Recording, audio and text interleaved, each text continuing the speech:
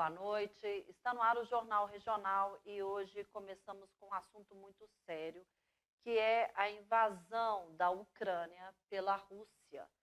E para discutir esse assunto, está comigo aqui no estúdio do JR o professor e pós-doutor em Direito Internacional, Williander Salomão, para a gente entender, né, quais as consequências dessa invasão para o mundo, que está todo mundo antenado na Rússia Sim, e na sim. Ucrânia. Primeiramente, boa noite, Patrícia, boa noite a todo mundo que está em casa.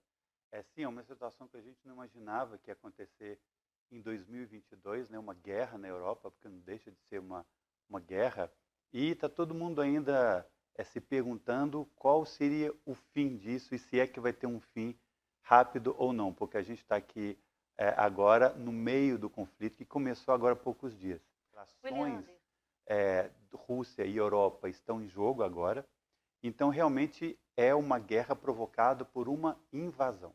E até invade o território diante da Europa e do Ocidente inteiro, atônito a essa atitude. por que invadir a Ucrânia? Ela já, né, teve uma situação em 2014 com a Crimeia e agora ela resolve invadir a Ucrânia. Sim. Isso tem a ver com a OTAN também, ela queria ir para a OTAN. Sim. Explica para a gente essa situação. Patrícia, a gente tem que entender, né, o público de casa também tem que entender o contexto disso tudo, né? Por que Ucrânia?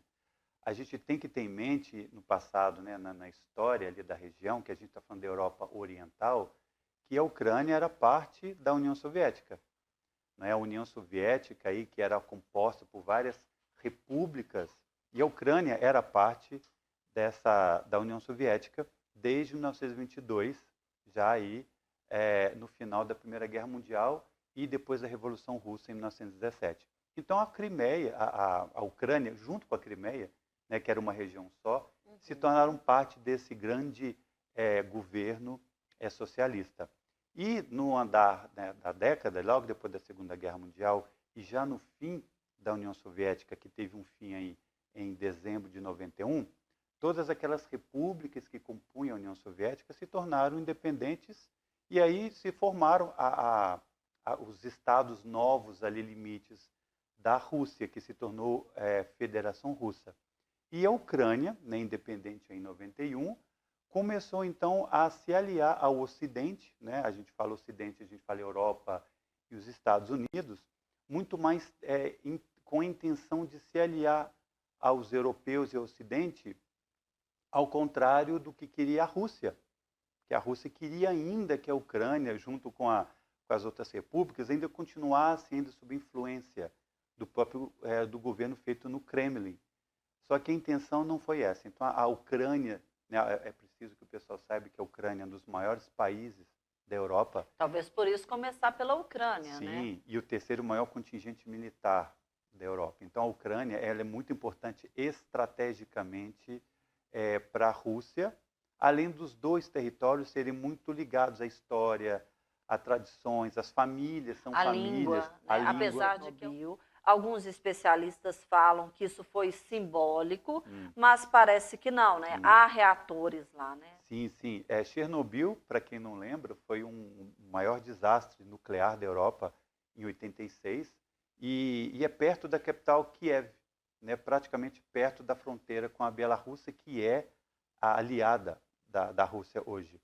Então está todo mundo muito apreensivo, porque sim, o reator está lá ainda, ele emite radiação.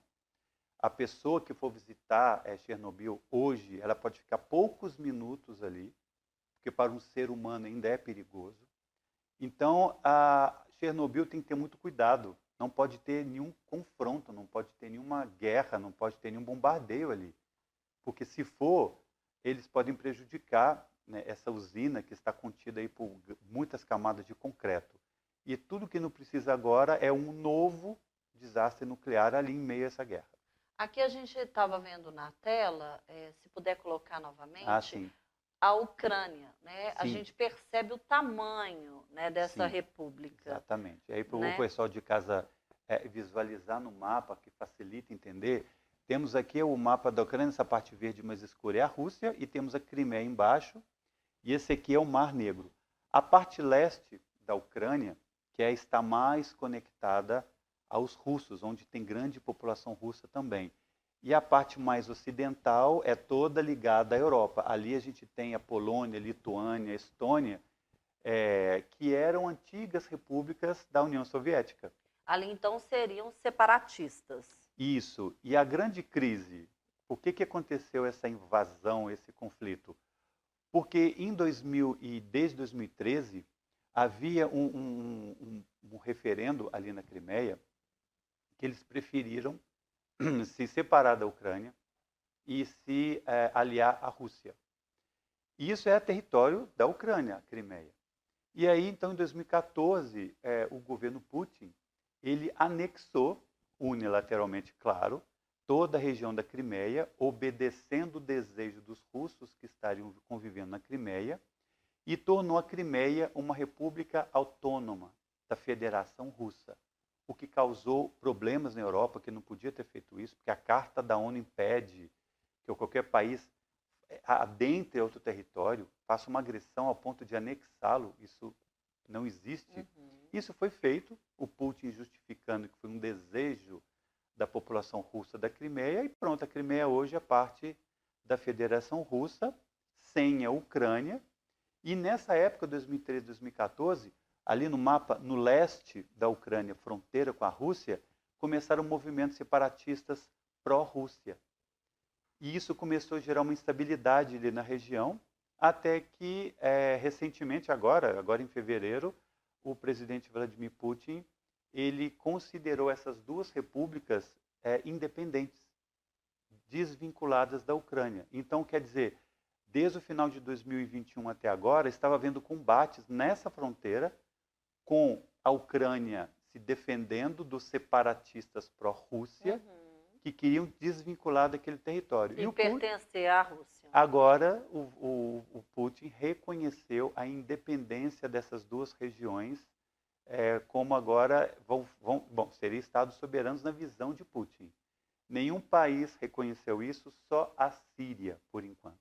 Direito internacional, pela Carta das Nações Unidas, artigo 1 e 2, que fala que é proibido qualquer país invadir o território do outro, é proibido usar da força contra a integridade territorial de um outro Estado. E aí eu incluo que para a Ucrânia, já que a Ucrânia sofreu essa agressão, a própria Carta da ONU autoriza a legítima defesa, baseada no artigo 51 da Carta. Ou seja, quando um país é agredido, ele tem o direito de se defender. O que a gente não entende é porque países do Ocidente, Estados Unidos, países europeus, não combatem o governo russo. Há situações econômicas envolvidas nisso, né? Sim, a gente tem que levar em consideração que o gás e o petróleo da Rússia, ele é comercializado em grande escala na Europa. Por exemplo, o gás é 44% de toda a utilização na Europa é o gás russo. Então isso implica, principalmente a Alemanha, que a Alemanha é o maior parceiro comercial da Rússia na Europa. Então isso tem implicação econômica, além da implicação política. Por quê? Porque a gente está falando dos países membros da OTAN, né? Como você mesmo tinha dito antes, que a OTAN é essa aliança militar que foi criada em 49, como se fosse o braço militar para impedir o avanço da União Soviética sobre a Europa. Com o fim da União Soviética, a OTAN ela ampliou a sua zona de influência na Europa Oriental, que era território soviético. Sim. E o Putin, desde quando ele tomou posse como presidente, ele fala que o maior erro foi ter terminado a União Soviética. Então a gente pode ter em mente que sim, ele tem a intenção de ampliar a influência dele ali na Europa Oriental, e a OTAN impediria isso. Por isso que ele não aceita a Ucrânia fazer parte da OTAN, porque traria ali praticamente às portas da Rússia todo o aparato militar do Ocidente pela OTAN. E aí a gente percebe por que ele não invadiu outra república, né? Porque a OTAN ainda não, a Ucrânia ainda não fazia parte da OTAN. Sim. E não teria essa ajuda militar da OTAN. Exatamente. Pelo né? Tratado da OTAN, ela invocaria inclusive o artigo 5º do Tratado da OTAN, em caso de agressão a um país membro, todos iriam, vamos dizer assim, atacar, fazer a defesa coletiva, o que não acontece porque a Ucrânia ela ainda não é. Aí a gente até percebe, né? É Sim, assustador, né? exatamente. E a implicação nisso, porque o que os países reagiram contra isso? Eles reagiram de forma econômica. Então, os Estados Unidos aí está implantando uma quarta rodada de sanções, proibindo bancos russos, né, de terem seus ativos e fazerem negócios nos Estados Unidos. A elite empresarial russa, além de não poder fazer negócio com os americanos, tiveram seus bens congelados. E também os Estados Unidos não iam mais importar tecnologia militar da Rússia. Isso por enquanto. A União Europeia, né, a União Europeia foi também categórica, lançando mais, já tinha sanções econômicas desde a invasão da Crimeia. Então, hoje... Mas, né, na Europa, se eles fizerem alguma coisa, a questão do petróleo russo, sim. O que isso vai ocasionar no Brasil? No Brasil, a Rússia é responsável por 13% de toda a produção de trigo no mundo. Então, trigo tem os seus derivados, inclusive o pão.